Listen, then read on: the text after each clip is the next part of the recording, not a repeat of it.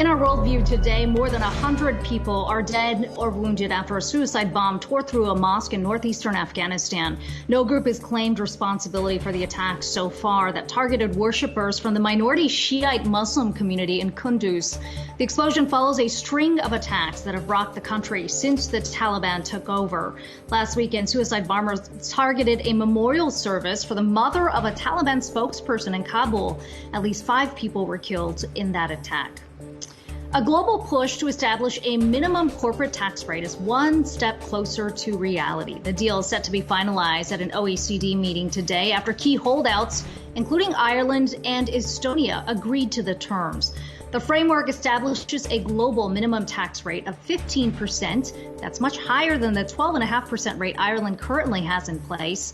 The new rules would also require multinational companies like Apple to pay taxes in countries where their goods or services are sold.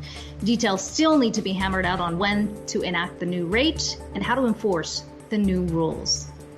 And the Nobel Peace Prize has been awarded to 2 journalists for the first time in more than 80 years. The Nobel Committee recognized Ressa and Dmitry Muratov for their courageous fight for freedom of expression.